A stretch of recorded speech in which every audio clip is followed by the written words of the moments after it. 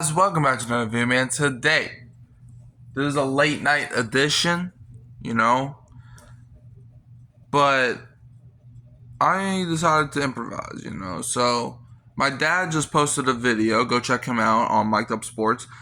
He ranked his WrestleManias. Now, I'm not a big wrestling fan. Like, I watch it, especially with my dad. I watch, the older ones, but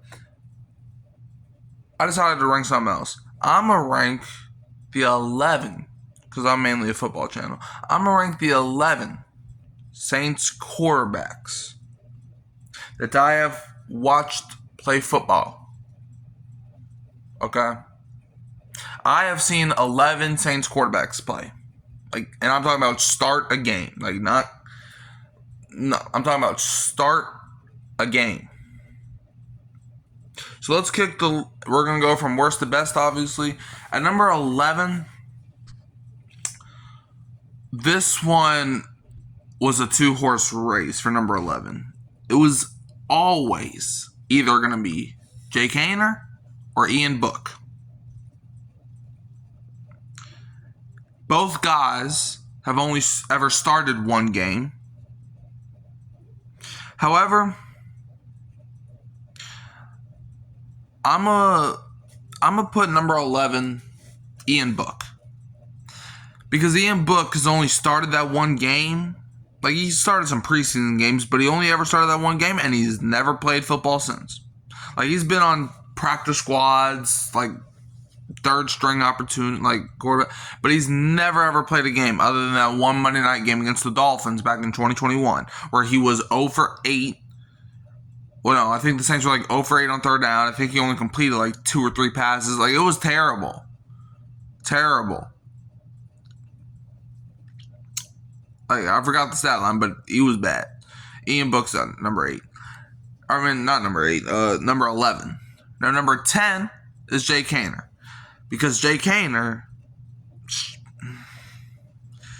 he also only started one game. He started against the Washington Commanders back in 2024. And that was the game where we were down 17-0. And Haener got benched. And then Rattler came in and let it come back. But we ended up losing by 1 point. Yeah, Jake Haener, like, when we drafted him, a lot of people compared him to Drew Brees, which, we saw how that went. But, like, Jake Haener, he's just a quarter. Like, his problem was just, he was just inaccurate. Like, the dude could not hit an open pass. Like, the dude was just bad. Like, the dude was throwing the ball into oncoming traffic, And after his Saints days, he was briefly signed by the Chiefs, but they just cut him. Like, Jake Haener's just, like, some people argue he just never got the good development, but Jake Haener's just bad, so he's going number 10 for me. Coming in at number 9, we got Trevor Siemian. Trevor Siemian started 3, I think.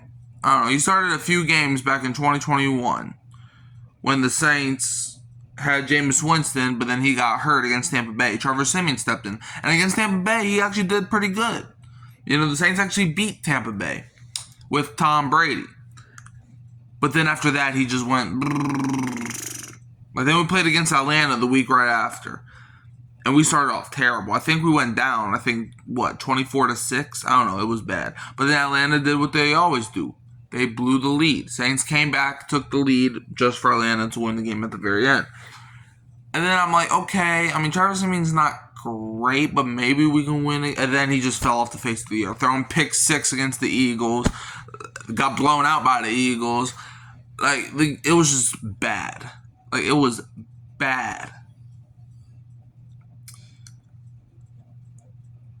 Trevor Siemian was just... There was no words to describe him other than terrible. Like, Jake Haener and Ian Book saved this man from being last. And the only reason I'm putting Trevor Siemian above Haener and above Ian Book is because I at least saw him help us win a game against Tampa Bay. So Trevor Siemian, you are going at 9.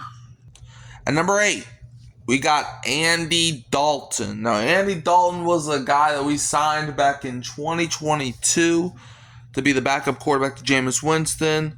Jameis started the first 3 games, got hurt, and then Dalton stepped in. Now, Andy Dalton wasn't terrible. Like, you could have done worse than Andy Dalton, but you could have done a whole lot better. Like, Andy Dalton wasn't even supposed to be a starting quarterback. Andy Dalton took over the starting job in week 4 against Minnesota when we played them in London. Actually didn't have a bad game, but he just never, you were never going to win games with Andy Dalton. And if you did win games, you were never winning them because of Andy Dalton. That was just never going to be the case. And then we shut down Jameis by week 8, around mid-season. It was announced that Andy Dalton would be the permanent starter. I was not happy at the time. Andy Dalton just, he turned the ball over too much. You were never winning games because of Andy Dalton. So he's going at 8. Number 7. I'm going to put Spencer Rattler on here. Now, Spencer Rattler is still currently on the Saints roster. Spencer Rattler was drafted back in the 5th round back in 2020. I think it was 2024. They took him in the 5th round. He's currently 1-16 as a starter. That's just not good. His rookie season, he started, I think, 5 games, and he was 0-5 or he didn't win any games. The only game he has won up to date was last season when we played the Giants, and we only won that game because the defense decided to force 5 turnovers, which was nice, Spencer Rattler, though, he was not bad, okay? He was not, he's kind of like a younger Andy Dalton. His problem, he just didn't elevate the guys around him. He never elevated the guys, and that was the problem. Elevation. When Tyler Shuck took over last season, he elevated the guys. Spencer Rattler never did, which is an unfortunate thing to say. I was high on Rattler, especially like I mentioned earlier in the video. He came back down 17-0 against the Washington Commanders. We ended up losing the game, but that's something that he did. He claws back. After that game, I'm like, we have a future with this kid. And then we opened the season against, the Cardinals, struggled. We actually had a good game against 49ers, throwing 3 touchdowns, but then against Seattle, we just plummeted. And then against Buffalo, he wasn't bad. He was actually pretty good against Buffalo. But, also another thing, he just kept getting a lot of guys hurt, man, missing throws and stuff. So, yeah, he's going at 7. Number 7. I think, right? Correction, number 6. Number 6 is an interesting one, Some people might not even count him on this list, but I am because he did start games at quarterback. Give me Taysom Hill. Taysom Hill, he's more known for his gadget play. He was a guy where it's he could be an all-around tight end, wide receiver, running back, fullback. You could probably put on. You could have probably put him on the defense if you wanted to. Taysom Hill was that lethal. Quarterback, which ironically was brought into the league as a quarterback. He that was not really a strong suit. But Taysom Hill. What made him special was his gadget ability. But as a quarterback, he wasn't nothing special. But I will respect him as a quarterback because we did win games with him as a starting quarterback. Especially when Drew Brees got hurt in 2019, I think. No, it was 2020. He got hurt and Taysom went 3-1 as a starter. So I put respect on his name. So Taysom Hill is going at 6. Number 5, we're going with the $1 million man, Derek Carr. Derek Carr was a guy that, he was an MVP candidate 10 years ago with the Raiders.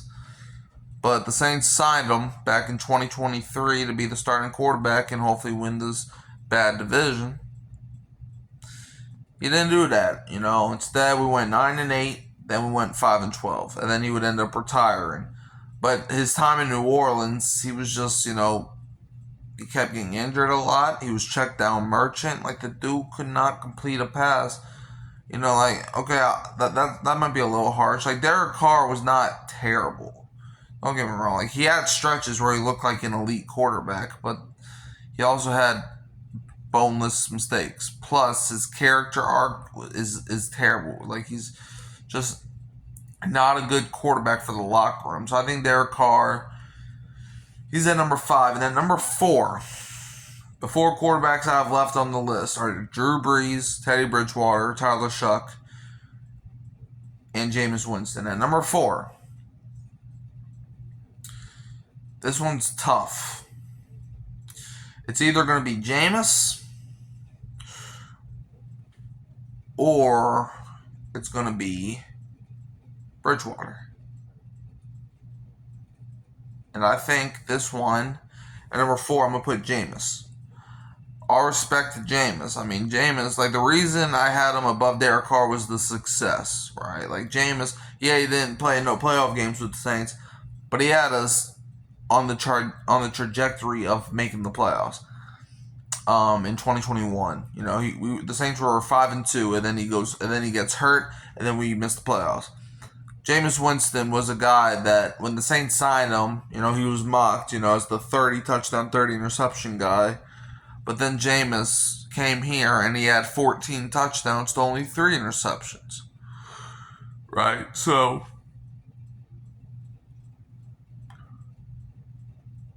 Jameis Winston, and plus he had one game against Washington where the dude completed a beautiful Hail Mary for a touchdown to end the first half. Like, Jameis was just an incredible guy to watch. You know, like, I really thought he could have been the future, which he could have been, man. I mean, if Dennis Allen didn't, like, you know, just like blackmail this guy, basically. I mean, yeah, I think Jameis Winston, number 4, is perfect for him. Number 3, I'm going to go Teddy Bridgewater.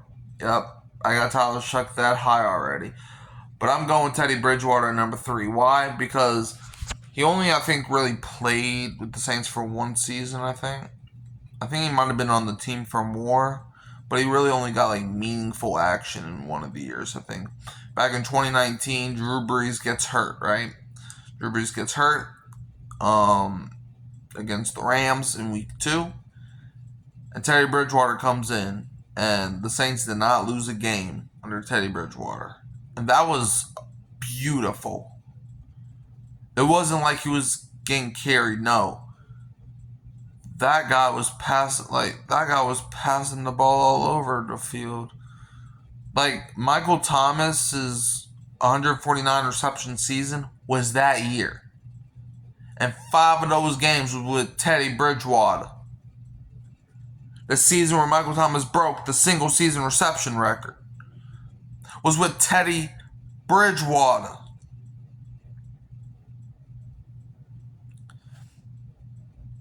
It was beautiful.